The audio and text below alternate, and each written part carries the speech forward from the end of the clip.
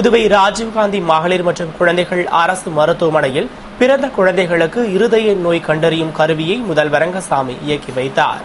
புதுவையில் பிறந்த குழந்தைகளுக்கு இருதய பரிசோதனை மேற்கொள்வதற்காக சென்னை ஐஸ்வர்யா அறக்கட்டளை 30 லட்சம் ரூபாய் மதிப்பீட்டில் இருதய பரிசோதனை கருவியை வாங்கி புதுவை அரசு நலவழித்துறையுடன் இணைந்து எல்லைப்பிள்ளைச்சாவடியில் உள்ள ராஜீவ்காந்தி மகளிர் மற்றும் குழந்தைகள் மருத்துவமனையில் நிறுவியுள்ளது.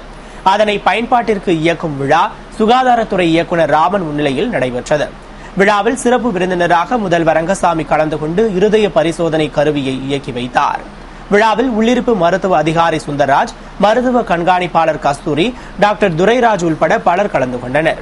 இதுகுறித்து டாக்டர் பாலகிருஷ்ணா கூறுகையில், 100 குழந்தைகள் பிறந்தால் அதில் ஒரு குழந்தைக்கு இருதய நோய் உள்ளது என்றும் தற்போது நிறுவப்பட்டுள்ள கருவி மூலம் குழந்தைகளுக்கு இருதய நோய் கண்டறிந்து சிகிச்சை மேற்கொள்ளப்படும் என்று கூறினார். கிட்டத்தட்ட 1% குழந்தைகளுக்கு இருதய நோயோடு தான் பிறக்கும்.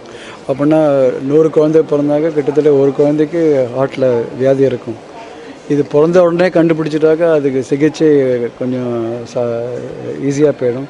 உடனே அந்த குழந்தை வீட்டுக்கு அனுப்புறதுக்கு முன்னாடியே அது சீரியஸாக இருந்தால் அதுக்கு ட்ரீட்மெண்ட் பண்ணாக்க அந்த இதனால் குழந்தைகள் இறந்து போகிறது நம்பர் நல்லா குறையும். ஸோ அவங்களோட மேல் வாழ்வு நல்லா இருக்கும்.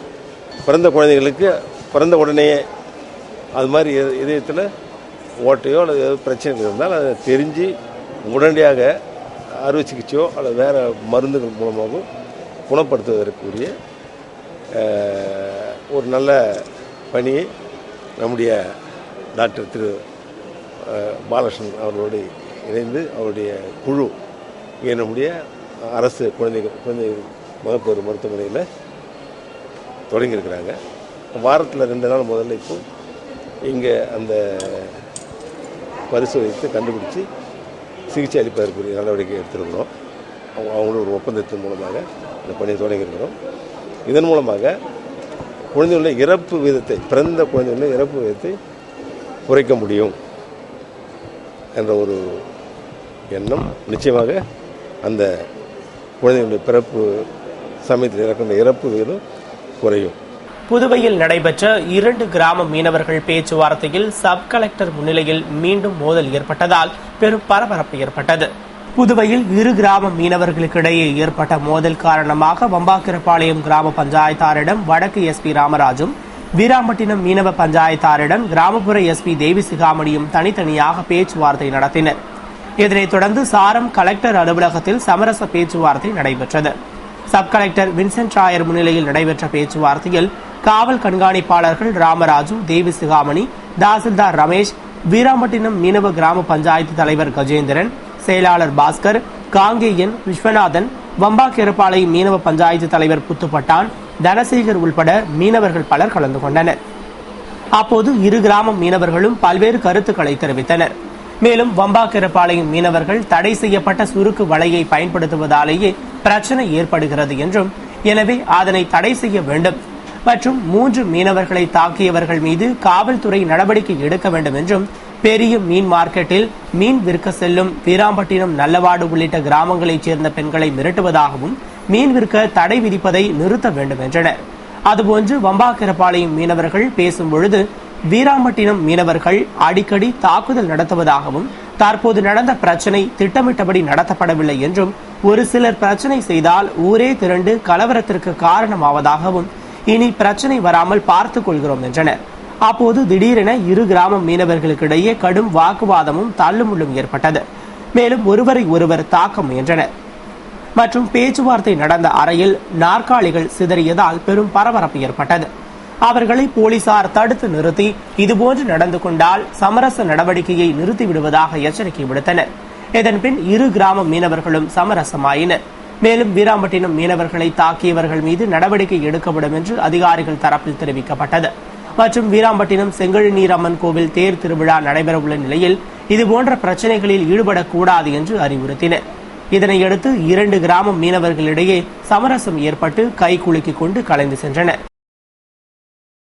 தனிப்பட்ட பிரச்சனையை ஊர் கலவரமாக்க கூடாது என்று மீனவர் சமாதான கூட்டத்தில் கிராமப்புற கண்காணிப்பாளர் தேவசிகாமணி எச்சரிக்கை விடுத்தார்.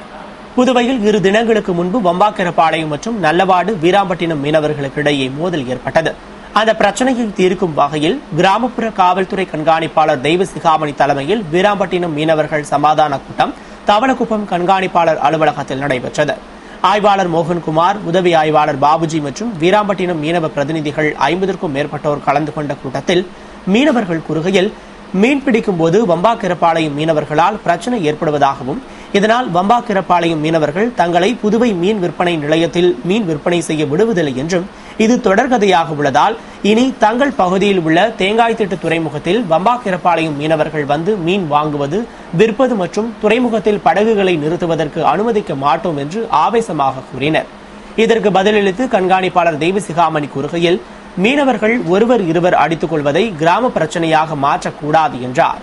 இது தொடர்பான பிரச்சனையை காவல் நிலையத்தில் தெரிவித்தால் போலீசார் சட்டப்படியாக நடவடிக்கை எடுப்பார்கள் என்றும், மேலும் பெரியவர்கள் இளைஞர்களை தூண்டிவிடக் கூடாது என்றார். தொடர்ந்து இந்த மார்க்கெட் மற்றும் துறைமுகம் யாருக்கு சொந்தமானது அல்லது பொதுவானது என்பது தொடர்பான பேச்சுவார்த்தை வில்லியனூர் துணை மாவட்ட ஆட்சியர் அலுவலகத்தில் நடைபெறும் என்றும், அதில் இருதரப்பு மீனவர்களும் அவர்களது குறைகளை துணை மாவட்ட ஆட்சியரிடம் தெரியப்படுத்த வேண்டும் என்றார். அதனை விடுத்து இளைஞர்களை தவறான முறையில் வழி நடத்தி அவர்களின் எதிர்காலத்தை வீணாக்க கூடாது என்று எச்சரித்தார். வழக்கறிஞர்கள் மீது பொய் வழக்கு போடப்படுவதை கண்டித்து புதுவை வழக்கறிஞர்கள் நீதிமன்ற புறக்கணிப்பு போராட்டத்தில் ஈடுபட்டுள்ளனர்.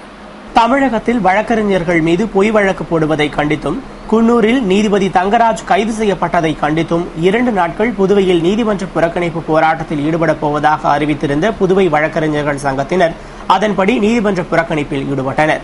வழக்கறிஞர்கள் சங்க தலைவர் குமரன், பொதுச் செயலாளர் ராஜேந்திரன் ஆகியோர் தலைமையில் வழக்கறிஞர்கள் நீதிமன்றத்தை புறக்கணித்தனர்.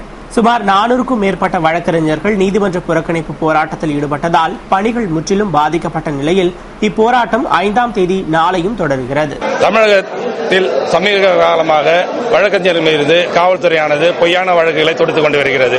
இந்த கொடூர சம்பவத்தை கண்டிக்கின்ற வகையில் புதுச்சேரியில் உள்ள அனைத்து நீதிமன்றங்களும் புறக்கணிக்கின்றோம். அதேபோன்று குன்னூர் மேஜிஸ்ட்ரேட் ஒருவரை அவருக்கு எதிரான ஒரு வழக்கில் காவல்துறையானது உச்சநீதிமன்றம் வகுக்கின்ற வழிமுறைகளை பின்பற்றாமல், அதாவது மாவட்ட நீதிபதிக்கு தகவல் தெரிவிக்காமல் அந்த கண்காணிப்பாளர் அவரை அரெஸ்ட் செய்திருக்கின்றார். இந்த செய்தியை, இந்த வன்செயலை இந்த வழக்கறிஞர் சங்கம் வன்மையாக கண்டிக்கிறது. இதை காவல்துறையானது இனிமேல் புறக்கணிக்க வேண்டும் என்று கேட்டுக்கொள்கிறோம்.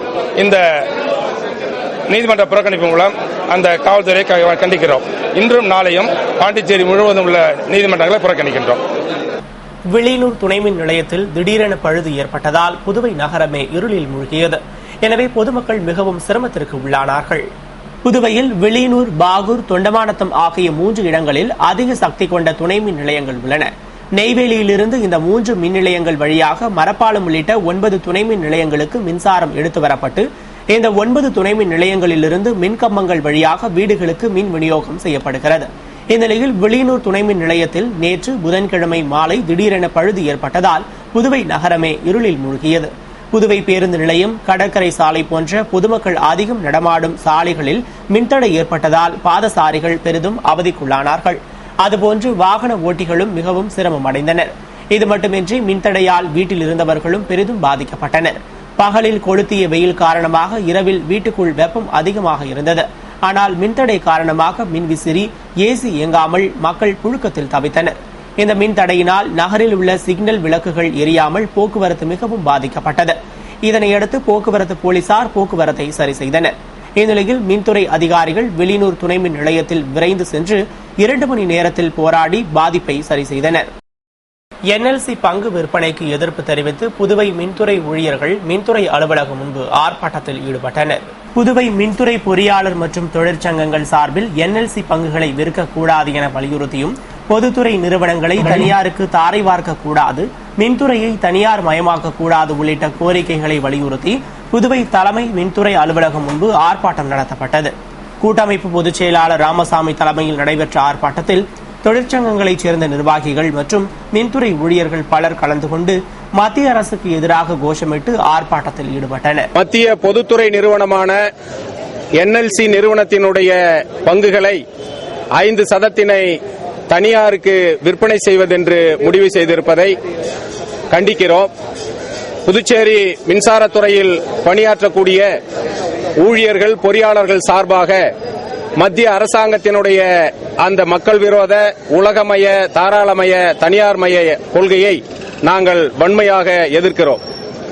அந்த கொள்கையின் விளைவாக மத்திய அரசாங்கம் தற்போது என்எல்சி நிறுவனத்தினுடைய பங்குகளை 5% தனியாருக்கு விற்பதை எதிர்த்து அந்த நிறுவனத்திலே பணியாற்றக்கூடிய 32,000 ஊழியர்கள், பொறியாளர்கள், ஒப்பந்த தொழிலாளர்கள் உட்பட நடத்தக்கூடிய அந்த வேலைநிறுத்த போராட்டத்தை புதுச்சேரி மின்சாரத்துறையினுடைய பொறியாளர்கள், ஊழியர்கள் சார்பாக நாங்கள் வரவேற்கிறோம், ஆதரிக்கிறோம்.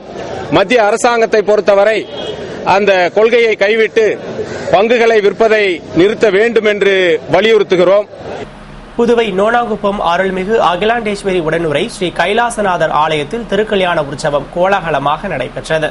புதுவை நோனாங்குப்பம் ஈஸ்வரன் நகரில் எழுந்தருளி இருக்கும் அருள்மிகு அகிலாண்டேஸ்வரி உடனுரை அருள்மிகு ஸ்ரீ கைலாசநாதர் ஆலயத்தில் மங்களமிகு மதுர தமிழ் மண்டல நிறைவு விழா மற்றும் திருக்கல்யாண உற்சவம் நடைபெற்றது. இதனை முன்னிட்டு விளக்கு வழிபாடும் மண்டல நிறைவு வேள்வி வழிபாடும் நடைபெற்றது.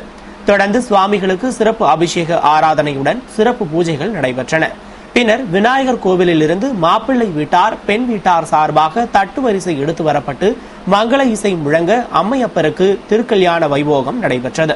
விழாவில் முன்னாள் கொம்யூன் பஞ்சாயத்து தலைவர் ஆனந்தன் மற்றும் பக்த கோடிகள் திரளாக பங்கேற்று வழிபட்டு இறையருளை பெற்றுயிரனர். விழாவில் பங்கேற்ற பக்தர்களுக்கு அன்னதானம் வழங்கப்பட்டது. விழாவிற்கான ஏற்பாடுகளை அறங்காவல் குழுவினர் மற்றும் உபயதாரர்கள் செய்திருந்தனர். இத்துடன் செய்திகள் நிறைவடைந்தன. வணக்கம்.